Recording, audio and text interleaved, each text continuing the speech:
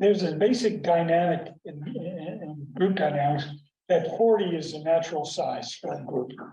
It's a very comfortable size, and churches frequently will grow to 40 and just quit growing. The average size worshiping size in Presbyterian church is about 60, I think. But anytime you get above 40, you have if you want a group to get above 40, you have to pump it up. It takes a lot of energy to make a group expand beyond 40. So that's a group with 40 really doesn't need a leader. But if you get beyond that, you're going to start appointing leaders and paying staff, and the bigger it gets, the more you have to pump that up. So a church like ours with a lot of staff, well, it's necessary because of the size of this church. If you took away all the staff, the church would probably just gradually sink, reduce its size, just normally. And that's kind of a pattern that we see. Sorry, I'm trying to get rid of this portion over here, but that's okay. So the church will naturally get to be about that size. I'm guessing that most of the churches of the New Testament are around maybe that size. But we're going to find there's something different about this that requires a substantial amount of money. We'll get to that later here, I'm sure. So he doesn't say it is a command, but it does it as a test to follow Jesus's example, who became incarnate so that we could become rich. And in this matter, in verse 10, I am giving my advice. It is appropriate for you who began last year not only to do something, but even to desire to do something. Now finish doing it, so that your eagerness may be matched by completing it according to your means. For if the eagerness is there, the gift is acceptable according to what one has, not according to what one does not have. Now, apparently,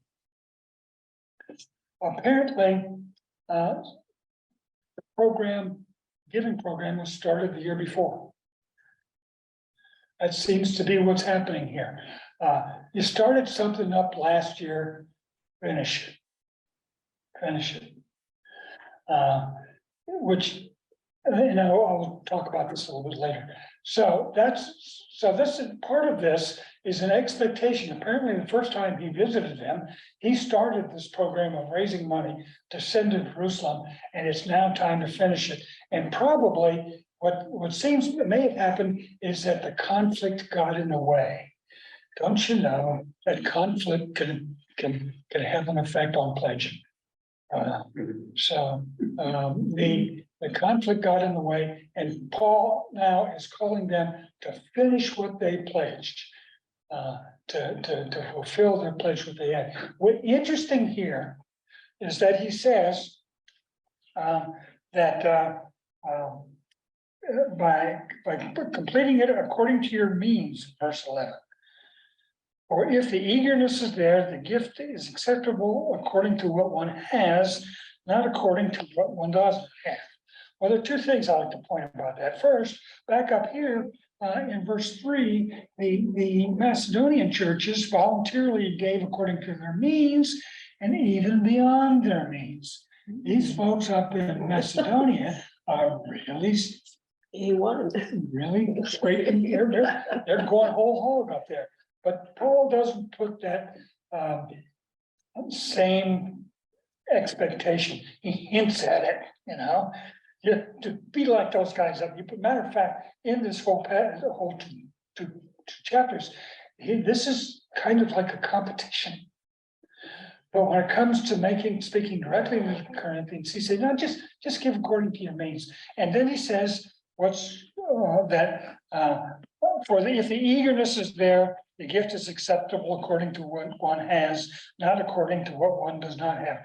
That, folks, is the widow's mite. There's all the story of the widow's mite. Right. Paul is putting that into this calculation and into this equation for raising money.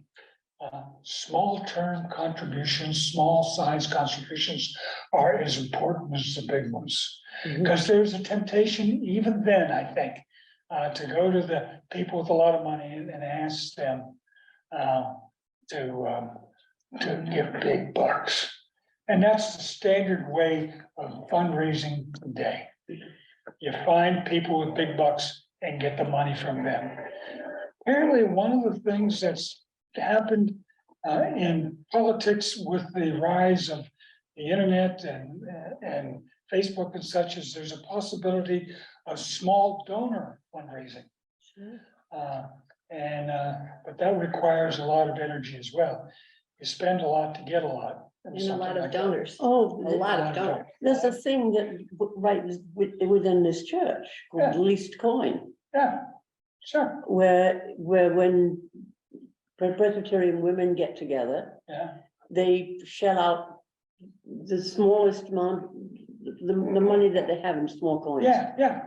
And it comes up after a while with quite a bit of money. Sure. That's cool. It is cool. So Paul is trying to desperately to get the Corinthians to fulfill their pledge, basically. And he's saying it shouldn't be onerous. I mean, you got to pay your bills. So only after you can pay your bills should you be giving money to the church. Of course, the Macedonians do, but then Paul's a pretty clever guy. Pretty clever guy. And what this points to is the complexity and the difficulty of raising money then as it is today. It's not easy, it's tough. It's tough to raise money. We're trying to raise money for some kind of capital project, apparently. I don't know what it is. Haven't heard yet. I'll bet it's heating. Pardon me? I'll bet it's heating and air conditioning. Could be. Piece of it, that's gonna cost a That's fortune. right, you don't want to sweat. So the question is, down here in verse 13. I do not mean that there should be relief for others and pressure on you. But it is a question of fair balance between your present abundance and their need, so that their abundance may be for your need, in order that there may be a fair balance, as it is written, the one who had much did not have too much, and the one who had little did not have too little. So what he's saying, first of all, he's raising this to the level of fairness. And that's an interesting question. What's fair? When you ask the question, what's fair? Is it fair that we have all, is it fair, really fair that I have all of the blessings and resources that I have? And there are so many people that do not. Now, if I accept that as fair, that's one thing. And so you have one idea about giving. You accept it as not fair, then you may have a different idea about giving. Paul says you gotta consider fairness. And if there's an imbalance in giving, imbalance in resources, and people need to consider that as motivation for giving. Would the tithe be considered fairness in a way? The tithe is a de facto fairness, Is it what? a de facto fairness. Yeah, The tithe, of course, comes from Genesis, from Melchizedek, and he gave a tenth of his stuff to God as a sacrifice. is that ever discussed in First Pres at all by anybody, by a pastor, subtly with members in personal conversation? You have uttered the word. You have uttered it for about the first time that I've heard it. I've never been really, I've been separate from the governing group of this church, so I'm not privy to that, to enough to answer your question to that. Except that tithing is frequently a specific characteristic of a specific church. That to be a member of this church, we expect you to tithe. At St. Andrews, there was a caveat that you had to take care of your family before you took care of the church. Yeah, That the family was your responsibility before the church. well, that's what Paul's saying. Mhm. Even though the Macedonians weren't that way. Teach your kids to make their own. That's sort of an eloquent way, though, of turning the screw. Isn't it? Isn't it? The Macedonians gave more than. Paul's turning the screws on. Right, turning the and it keeps referring to how You great do, they you do. do what you can, because the Macedonians are doing this. When I was at Henry Ford Hospital, we had a volunteer there who, number one, was on welfare at the time, that was called that. She had a psychiatric diagnosis, and she had just put her son away in Jackson Prison on a murder charge. She had a beaming personality. She'd go ahead of us chaplains, smiling, maybe praying and everything. And I was sitting with her at lunch one time, and she asked me a question, and I thought, she said, "Have you prayed?" And she said, "No, I'd ask you if you've tithed." And I said, "Tithing, what's that? Lutherans don't tithe." But that was enough impetus for me to turn around. And I was giving chintzy as a pastor to the church. And that was such a liberating experience. Yes, So from a person of deep poverty, yes, Wow, yes, that's a great. so it works. yeah, who does? Yeah, good Because point. it's possible, it's probably true that you're more likely to get a tithe from people who are of lower income than higher income. Than the rich people. Yeah, Of course, we have so much to worry about. We gotta worry about the taxes and the mortgage and the heating, and we gotta worry about, our internet, sure. and we gotta worry about our TV screens, stuff like that. So, I Because mean, that's a we little better bit, yeah. don't get serious now. So the poor are blessed with now no abundance of the good things of life. Yeah. Is there really an abundant, don't you know? Excuse me, a little different tack. My grandson worked wedding events. And he said you could just tell who the fancier people were and the people who were not as fancy always gave the workers more. And he said, that is a lesson I learned, Yes, I think that's true. which was, I thought, this is interesting coming from a 20-year-old. Yeah, I read a book about truthfulness and integrity. And they talked about a building with 3 floors, and the 3rd floor was all the executives, the 2nd floor, and the 1st floor was the poor workers, and they gave free donuts to all 3 floors. Well, the ones on the 1st floor would pay for their donuts, and the real rich people wouldn't pay for anything. Yeah, and if you go to somebody's house, they don't have a whole lot, they are frequently pleased to give you all that they have. For dinner or for whatever. It's a point of honor. Actually,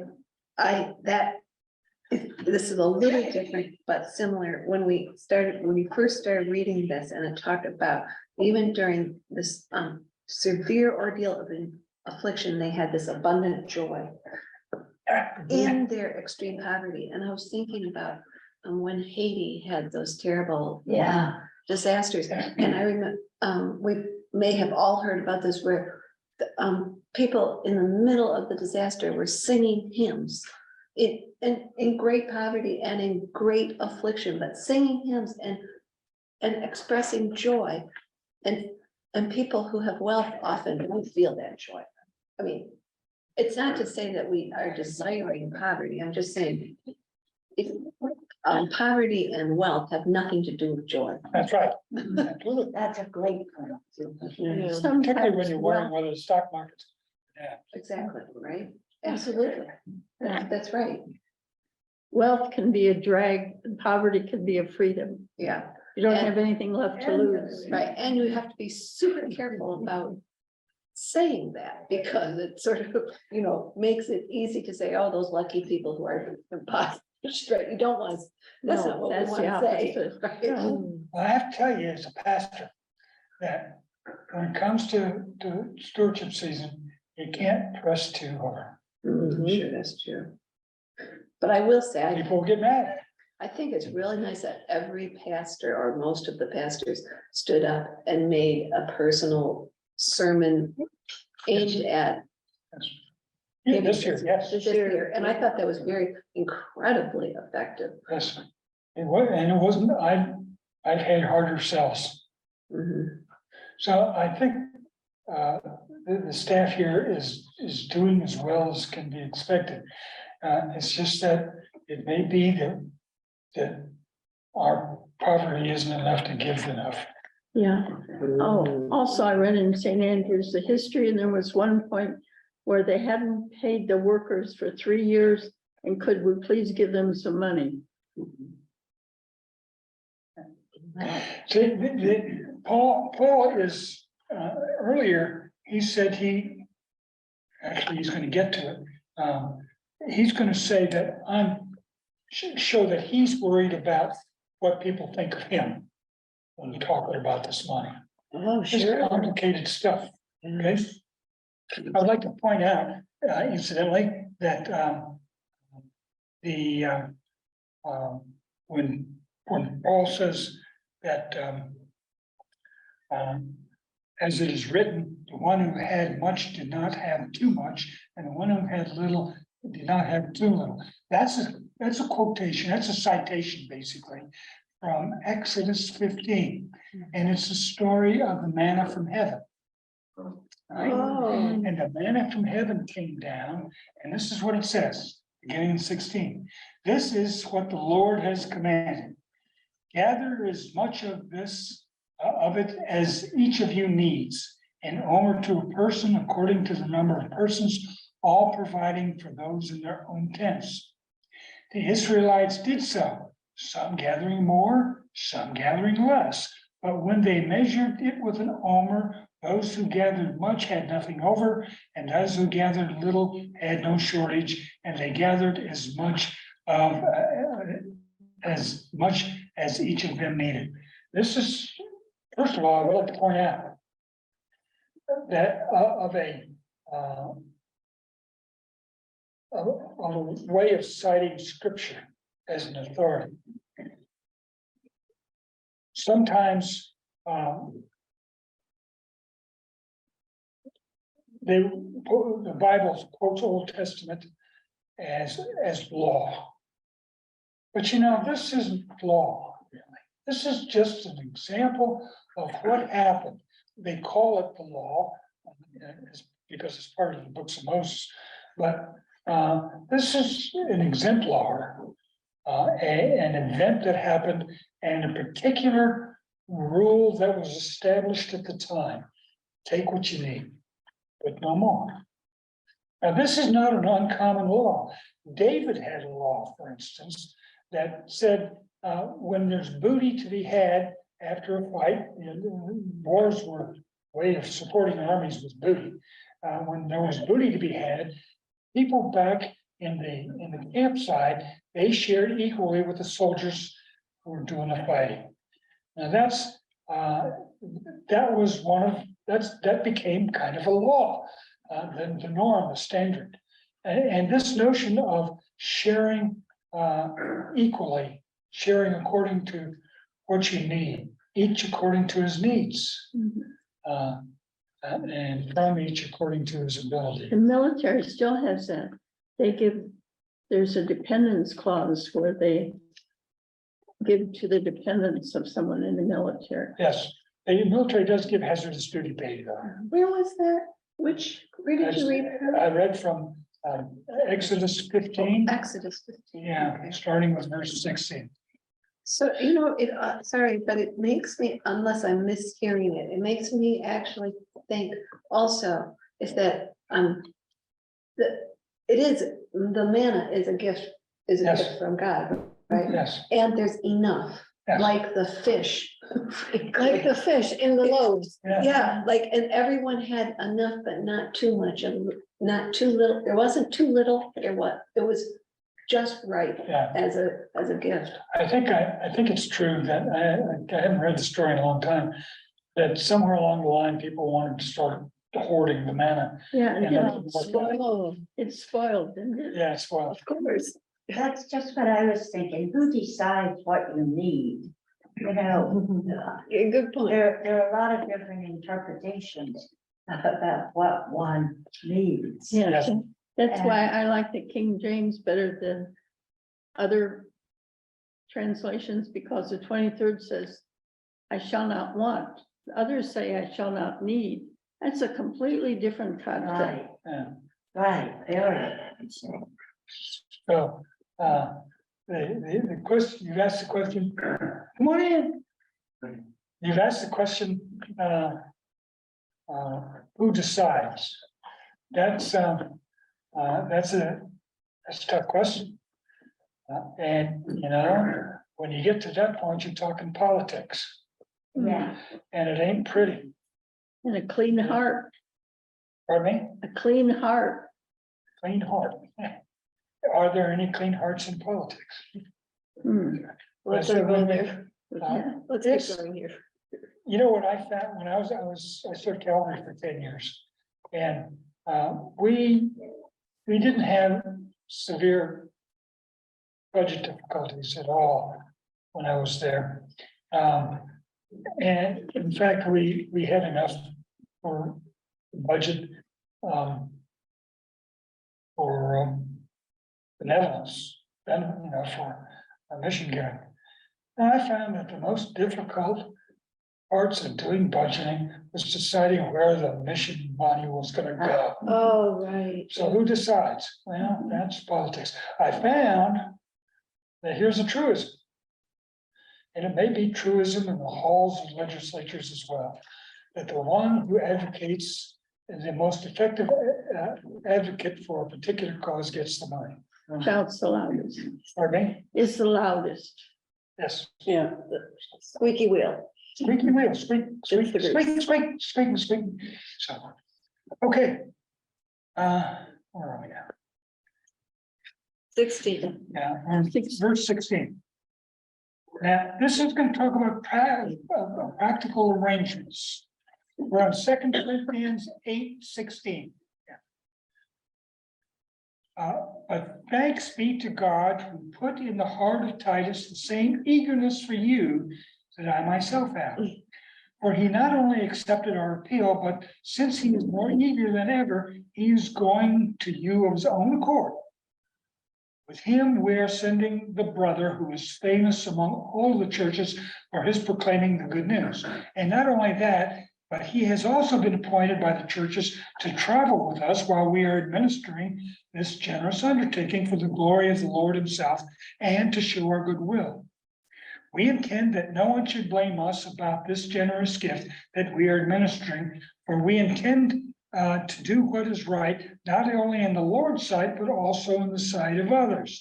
And with them, we are sending our brother, whom we have often tested and found eager in many matters, but who's now more eager than ever because of his great confidence in you. As for Titus, he is my partner and co-worker in your service. As for our brothers, they are messengers of the churches, the glory of Christ. Therefore, openly before the churches, show them the proof of your love and of our reason for boasting about you. Is Okay. is he talking about Barnabas? Pardon me? Is he mentioning Barnabas? He's not mentioned Barnabas. This is just Titus. Who's Titus? We haven't talked about Titus much. Titus was one of Paul's closest associates. He accompanied Paul to Jerusalem. He was sent by Paul to the church in this case to help gather money. He had a great deal of confidence of it. And we also have an epistle to Titus. It's one of the pastoral epistles, It's very short. We may read that if we get time at the end of after we finish this. I suggest we might read Titus. And he is highly valued. Tradition has it, he became the Bishop of Cyprus, which is where the epistle to Titus places him in Cyprus. So, but he's apparently very, very effective and very dedicated and very well respected. Somebody's got to pay his salary, you know? And in fact, you got two other brothers here involved in this fundraising, right? We talk about one who is this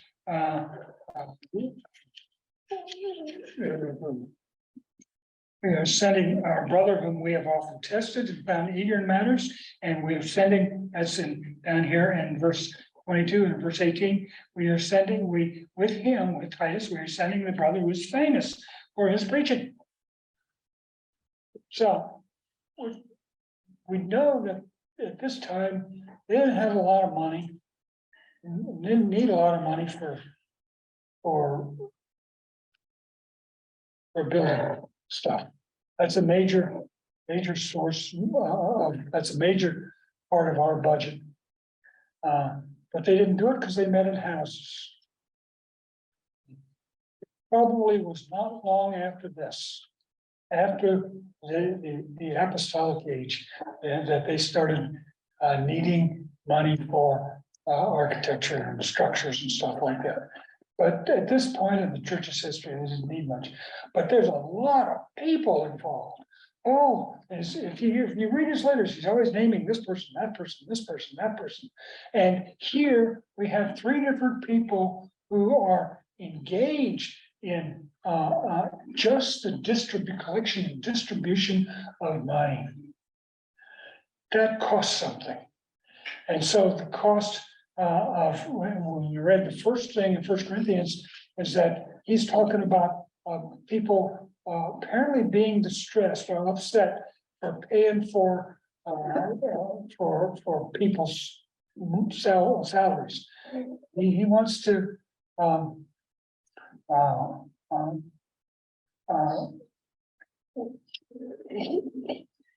he needs people, and I think it shown what we're seeing here is Paul's skill as an organization person.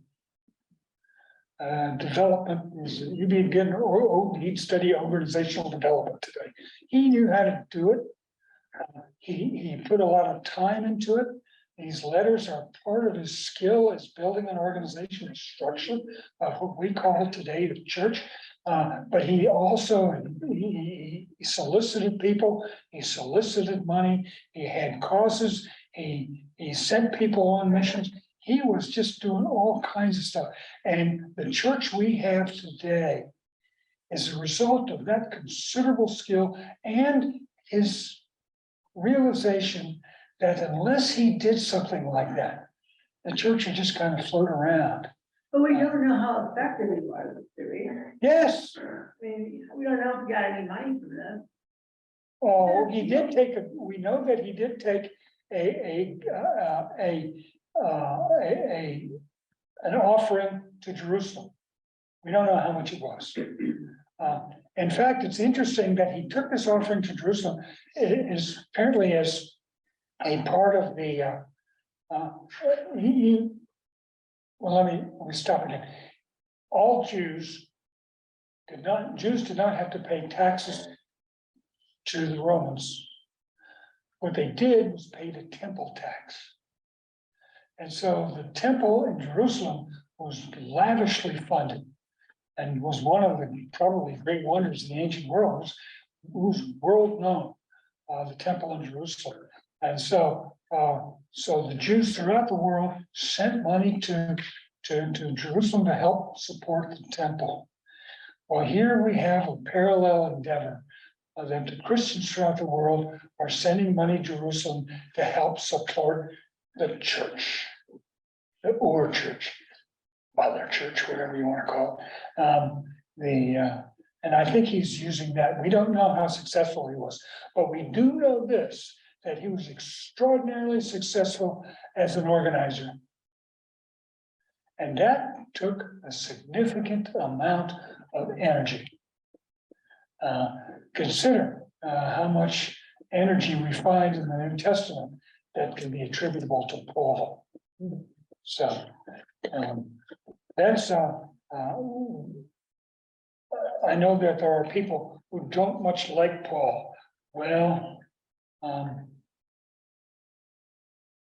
we wouldn't be here without him. But also, isn't somewhere, he himself did not benefit from any of this generous giving.